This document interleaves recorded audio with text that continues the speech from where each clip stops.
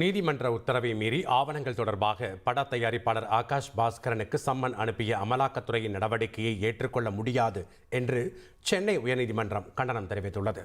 டாஸ்மாக் முறைகேடு தொடர்பாக ஆகாஷ் பாஸ்கரன் மற்றும் தொழிலதிபர் விக்ரம் ரவீந்திரன் ஆகியோருக்கு சொந்தமான இடங்களில் சோதனை நடத்திய அமலாக்கத்துறை ஆகாஷ் பாஸ்கரனிடமிருந்து ஆவணங்களை பறிமுதல் செய்தது.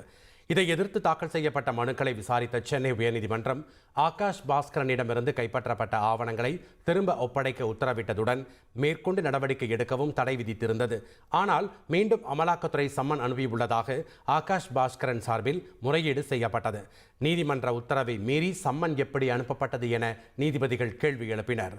இதற்கு பதிலளித்த அமலாக்கத்துறை தரப்பு வேண்டுமென்றே உத்தரவு மீறப்படவில்லை, தவறுதலாக சம்மன் அனுப்பப்பட்டுள்ளதாக தெரிவித்தது. இது தவறுதலாக நடந்ததாக தெரியவில்லை என நீதிபதிகள் குறிப்பிட்டனர். இந்த வழக்கில் நீதிமன்றம் ஒரு ஆவணத்தை கேட்டபோது காலம் தாழ்த்திய அமலாக்கத்துறை இப்போது ஏன் சம்மன் அனுப்பியது எனவும் நீதிபதிகள் கேள்வி எழுப்பினர்.